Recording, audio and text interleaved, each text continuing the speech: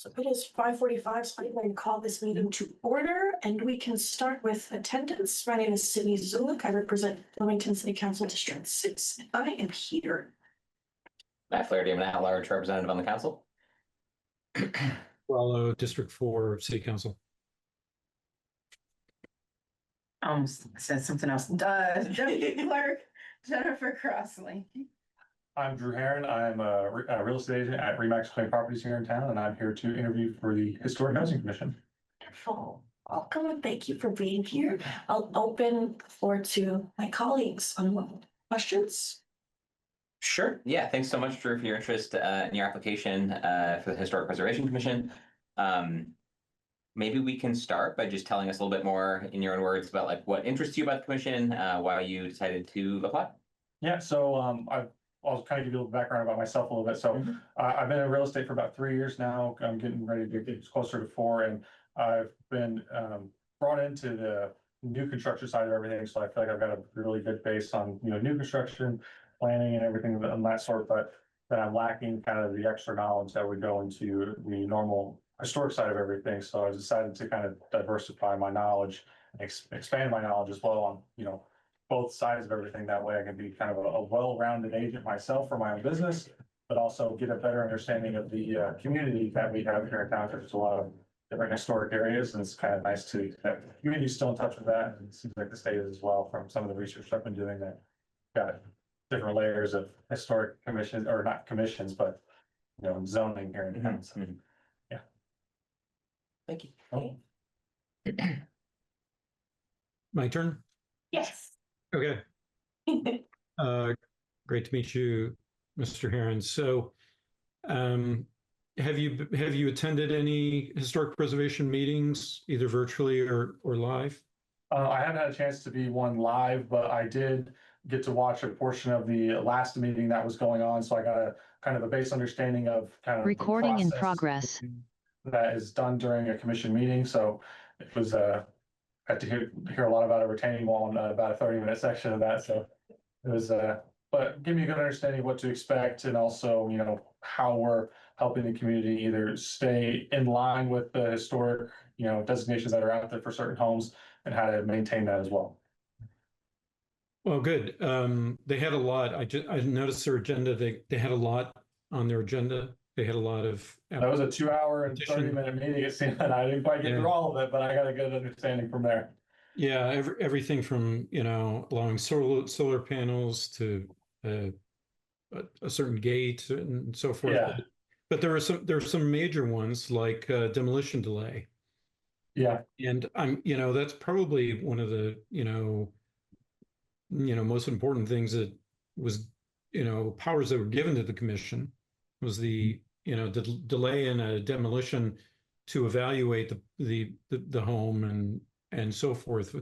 Could you give us a little feel for like what would you be considering during the demolition delay process?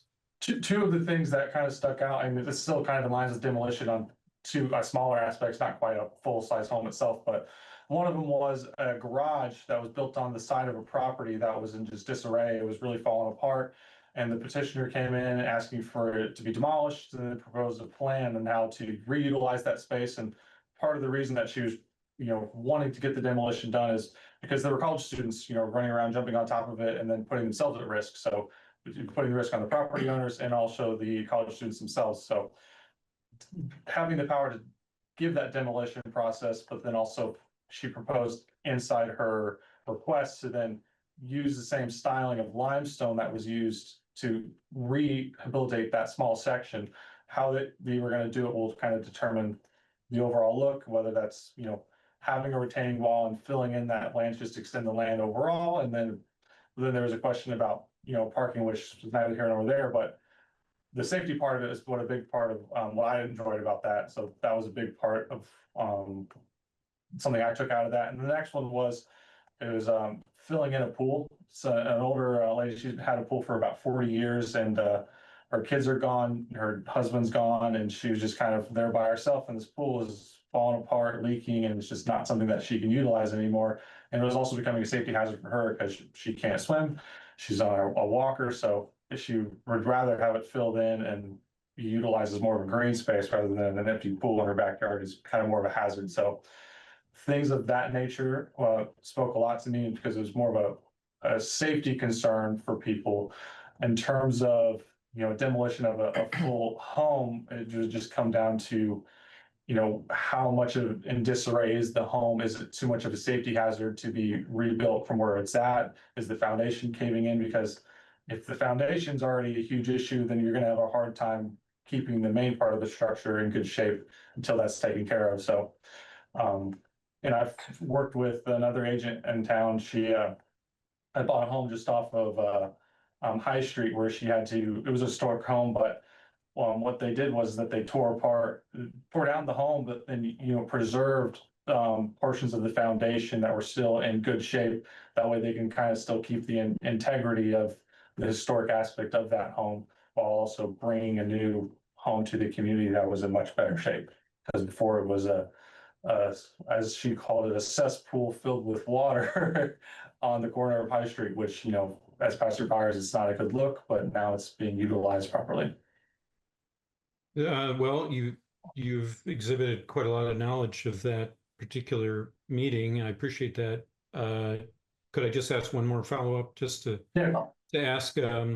So you know, the deliberations are sort of, you know, trying to walk a line between, you know, retaining the character of historic structures and being too stringent in terms of use or cost.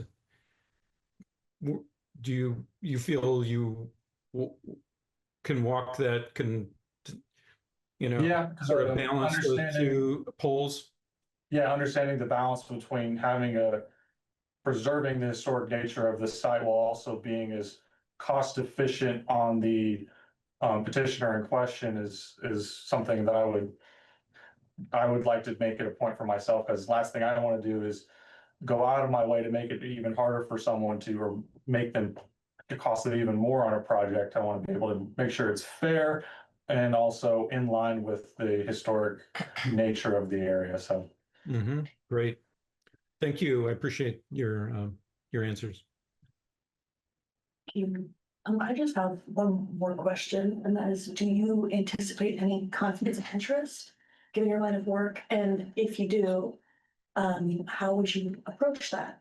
When it comes to conflict of interest, I would just, you know, if at all possible, just recuse myself, especially if it's regarding a family member, because obviously, you know, there's some bias there. So obviously recusing myself is the easiest portion. And then obviously I can still be a form of insight for people and a resource for people to utilize, but taking myself out of certain situations, whether that's involving myself with someone directly in my office or a family member, then it's probably just recuse myself.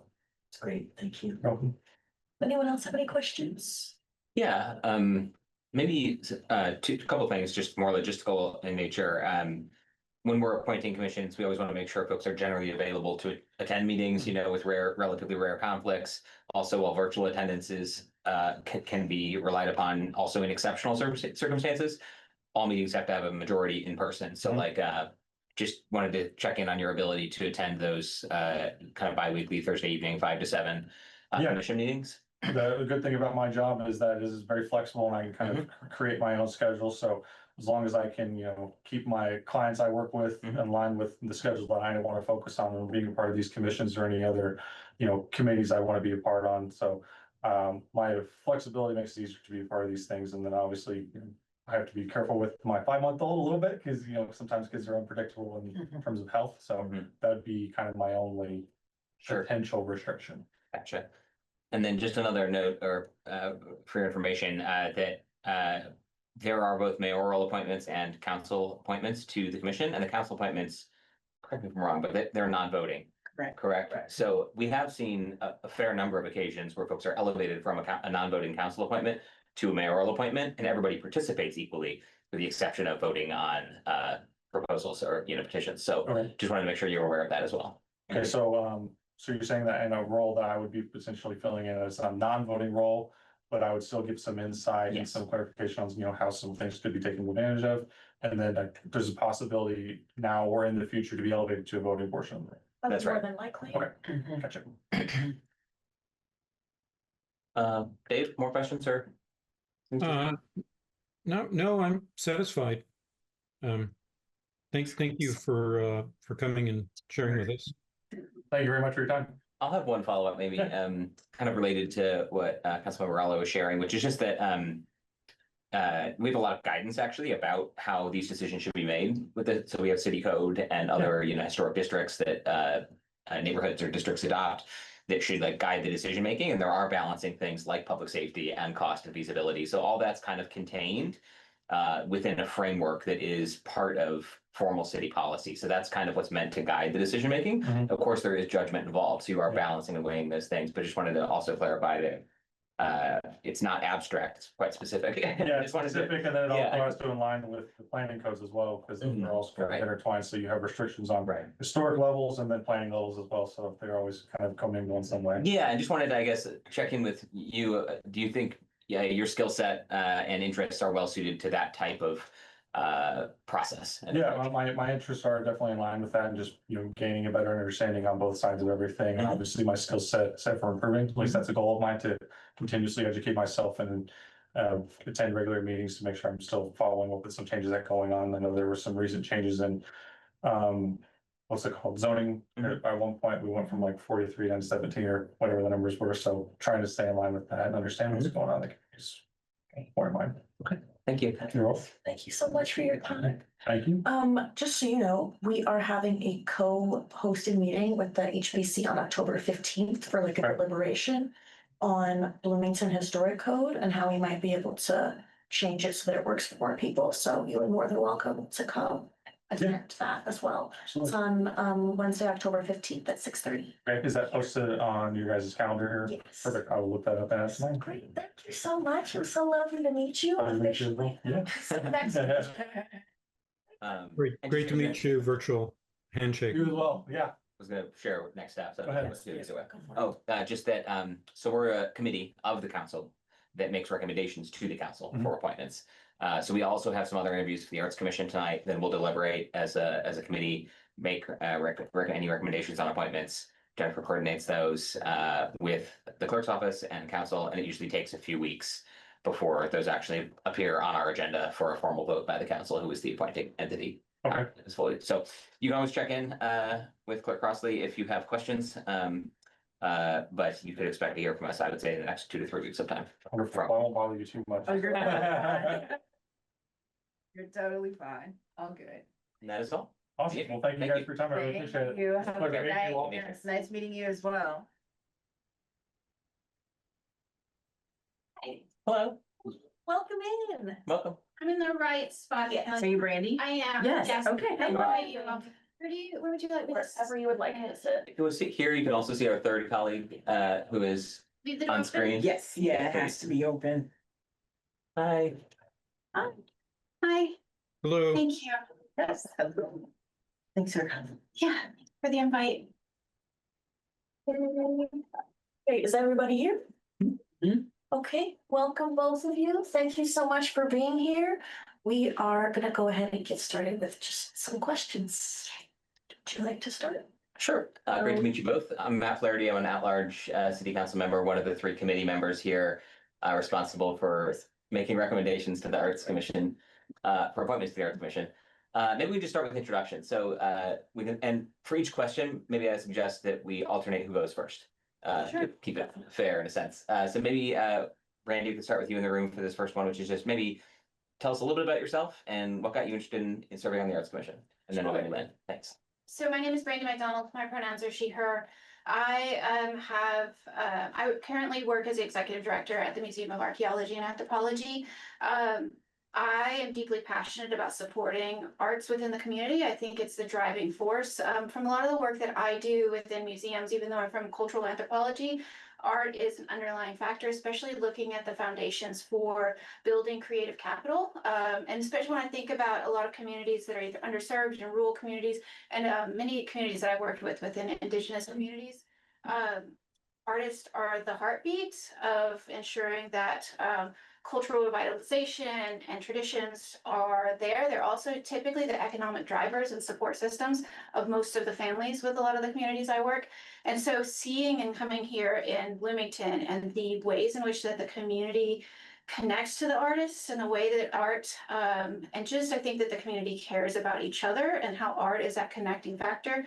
And the way that I've seen the Arts Commission support those initiatives and build a stronger foundation for a variety of different touch points for art, I think is just fantastic. And I want to be a part of that. I want to be able to leverage the work that I've done with creating these points of connection, supporting creative capital, and figuring out how I can be of best service to the community that I now belong to.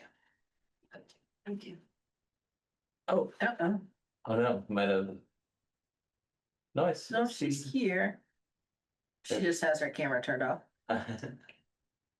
There's a message in the chat. Oh, there we are. Yeah, hi. Oh.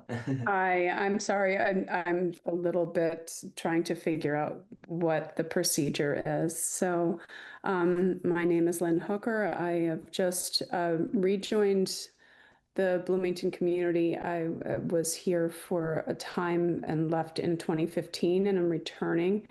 And I come to this application as a music scholar. I've been involved in music for my whole life.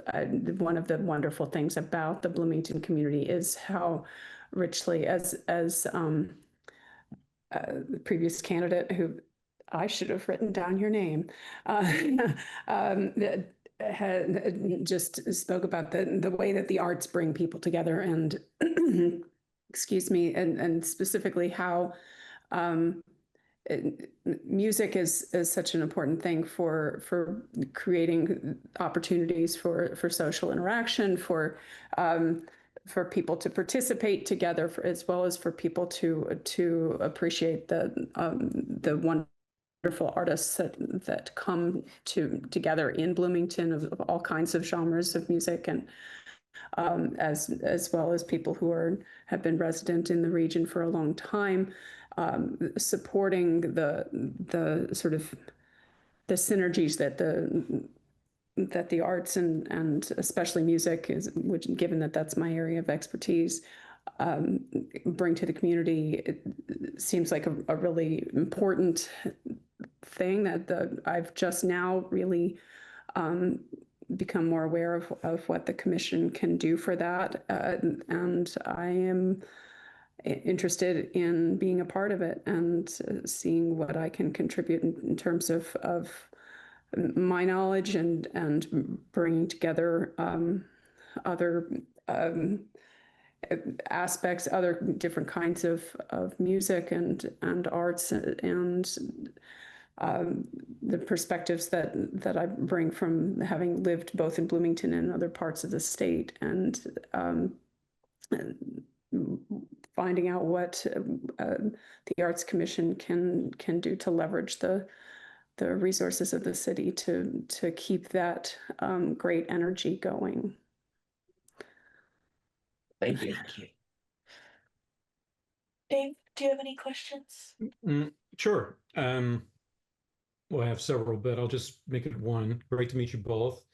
Well, since you're going to be potentially serving on the Arts Commission, and it's an advocacy role, and your focus on different types of art and so forth, is there anything particular that is lacking in the community that you see as a primary focus or priority? You want Lynn to go for Yeah, let's have Lynn go first.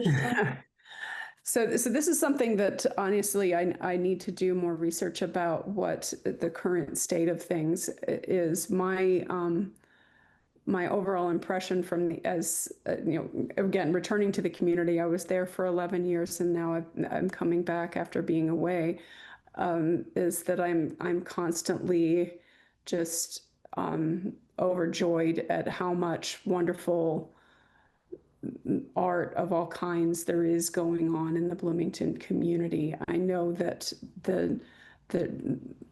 though, that there are always challenges in terms of finding spaces, finding support. I know that right now, for example, the Lotus Festival has been this enormously wonderful resource for the last several decades in the community. And I know that they are facing struggles with visas and the kinds of things that, some of the things that have made it such a great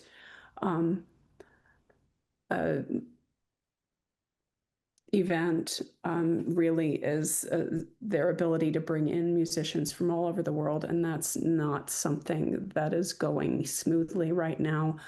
And that's not just that one event, but the relationships between the city and its international population at large are currently facing some interesting challenges. And it's obviously the city is constrained by the framework in which we live, and I would not want to cause problems where where one does not need to have problems, but it is also important to advocate for that continuing multicultural richness that the community has represented for so long. And that would be what I would say.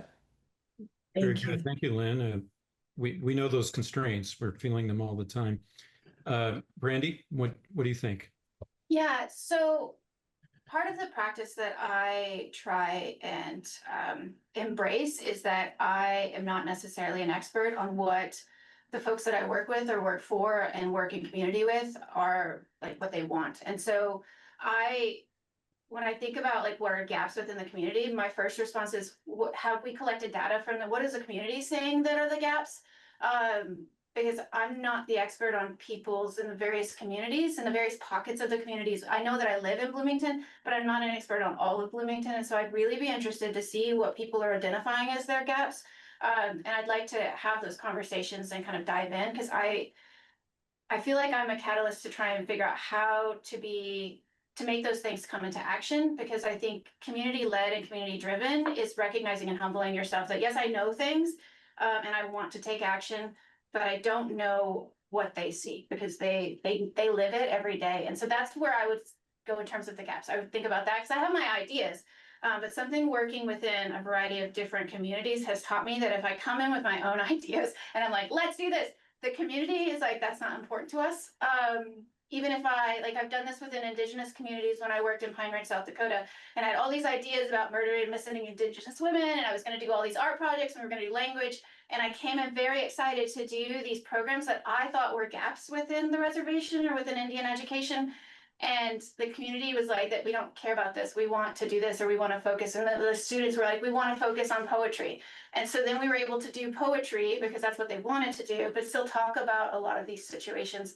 And so what that has taught me and my work within museums and community work has been that is to take a pause and say, well, what do you all see? And then me figuring out what are the systems in place for me to try and put those places in action, or to understand like, okay, we've identified if there is a gap like in supporting community artists, or maybe artists are saying that they're not being paid enough, then what does it look like to create platforms around business development? Because perhaps we're not looking at our budgeting appropriately, and that artists are not always so taught to create budgets, or not always taught around like value driven pricing, because we also have bills to pay and food to be in, and that's, you have to find the balance between that. And so I think that there are things that are like could be missing when I think about different community representation, without knowing what folks want, it doesn't align with my values. Yeah, that's kind of how I would answer that. Is what are folks saying are the gaps, and then how can I start thinking strategically with the other folks on the committee, and also thinking about how do we leverage different resources to make those come to fruition. Thank you. Yeah. Great. I have a question. If I could remember it. Okay, so one of the things that the Arts Commission does is they grant funds to community artists who have applied for, I think it's up to $2,000 in arts grants. What would you look for in applicants when reviewing the applications? Yeah, so I reviewed a variety of different types of applications, especially in terms of targeting for arts and sustainability or arts during the midst of the impact of the pandemic. And so typically when I review grants, I look at the format of what the granting initiatives that we've asked them to outline, but I also look to make sure their budget is written in a way that covers a lot of the costs. Have they thought about sustainable impact? Are they paying themselves? And if that's a gap in the space, is our granting format to where we go back and say, can you revise this? Or if that's not the format that we've had, then that maybe is not right now. We provide feedback later on. So when then they reapply later, that they can start thinking critically to making sure that they're not only covering their supplies, but are they paying their hourly wages at the same time? Because I think sustainability, both in terms of themselves as an artist, but also in relationship to community, is really important. Because that means that we're investing in the long-term community's health.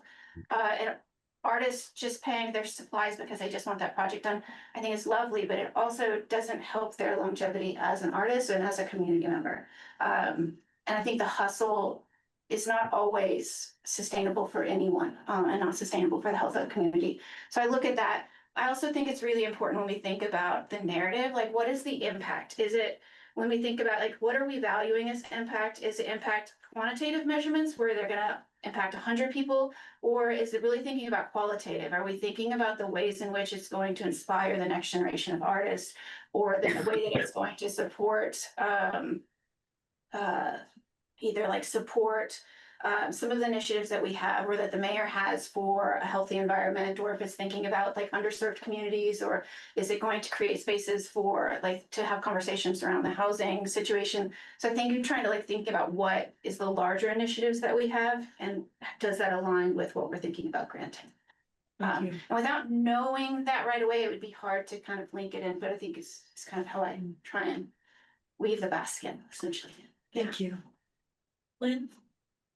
Yes, this is all those sort of ties in with some of my really I come to this with as many questions as I do answers. I think that what is it Brandy has said that in an ideal situation we're able to gather together artists of different fields who are able to both develop themselves as artists, continue doing their art, which again does require paying your bills and getting fed, but also sort of speaking to different parts of the community, some of which are going to be very organizations of longstanding that have a long tradition of working with the city, others that may not.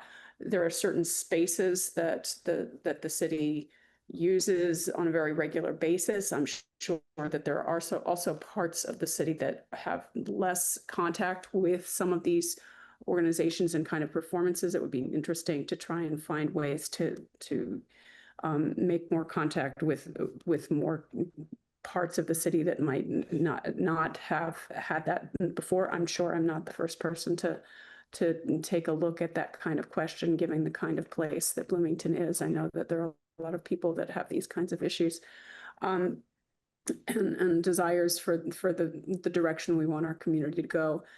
So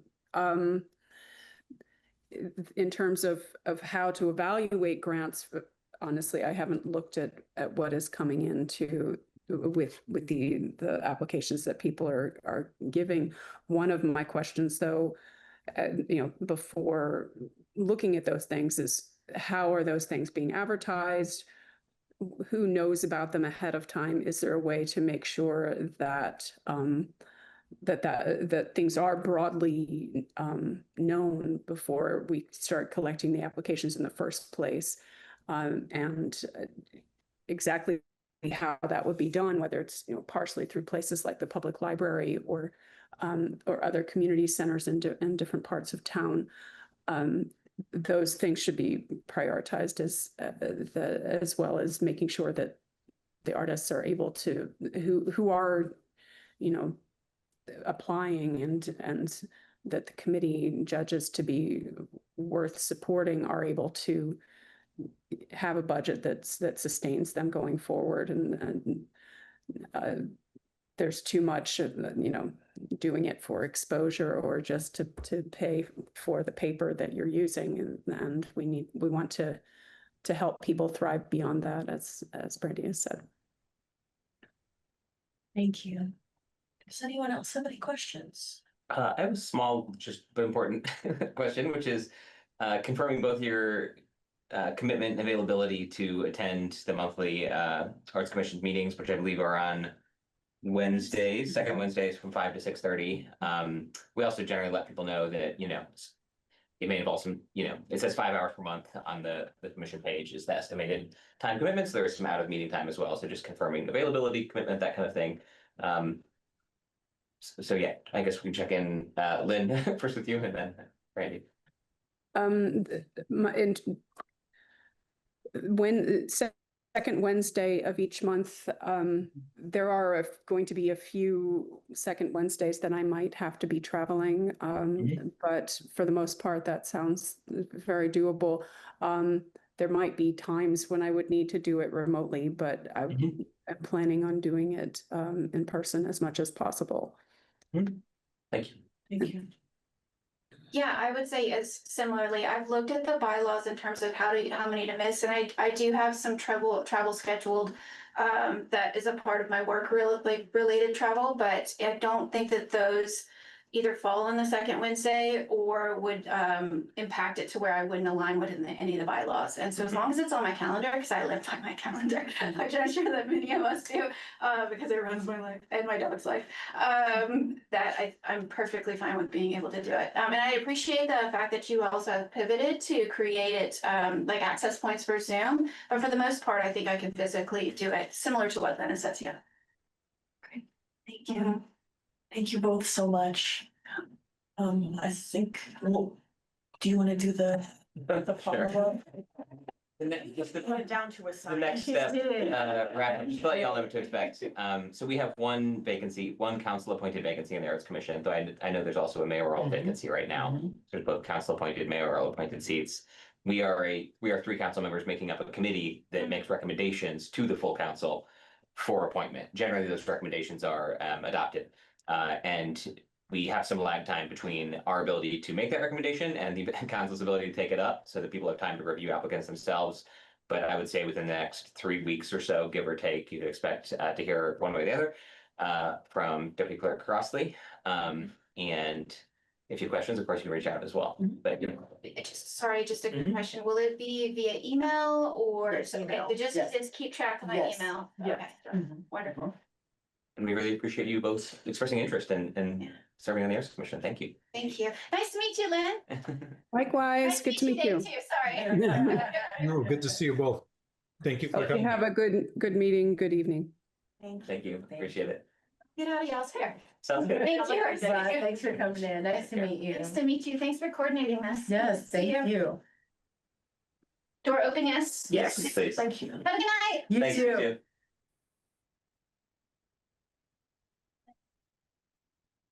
Okay, so we discussed both. Do we want to talk Yeah. RSPC first? Yeah, let's do it. Thoughts? Why don't you throw out some ideas? Yeah. I think, Sure. first of all, I think that Drew is qualified. He's interested. He's been following what's going on. I think he's up to the task. So I think he's a good appointment. And Yeah. what do we have? 2 seats available, is that right? We have, I think so. Yeah, that's a couple of them. C2, C4. Yeah. Mhm. So I would go ahead and nominate him for one. okay, Does anybody else have any impressions, or would you rather wait? I'm happy to That sounds nominate good. him. And they're different terms. C2 might make more sense because that turned over at the beginning of this year, so it's a longer time remaining. Okay, I I'll would nominate Drew Heron for Historic Preservation Commission, seat C2. Second. Okay. Yeah, that one Wait, it would be is, C4. yeah, I was about to say, Oh. that one is up at the end of the year. Oh, I'm sorry. Oops, Can't read C4 then. apparently. Yeah, C4, C4. yeah, is Correct. yeah. I was like reading that as like a January turnover, like a turnover just happened. Yeah, Second. Okay. yes, second.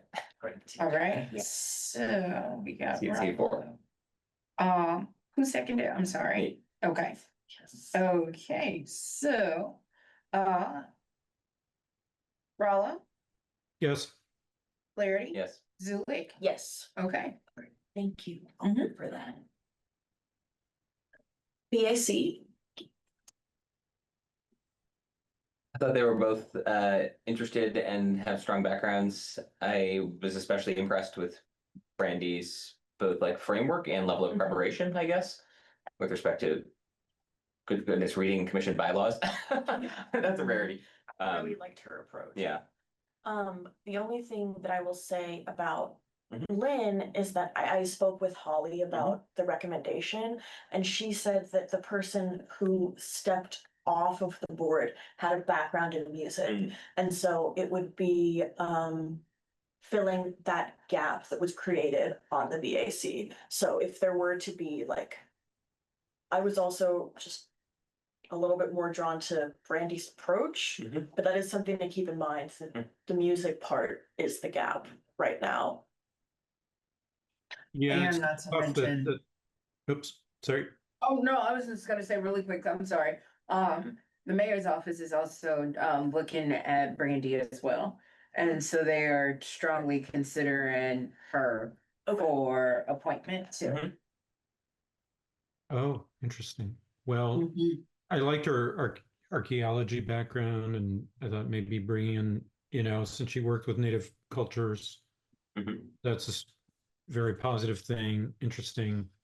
But yeah, your point, Sydney, is very good. It's about, we want to make sure that all, visual theater and music, dance, everything is represented. So, how certain are we, Jennifer, that the mayor, I mean, they're very strong Very at much, looking at Brandy? yeah, very much so, because I had talked to Julius and he was interested in reaching out to appoint. And I had said you should wait because she's been identified for council to interview.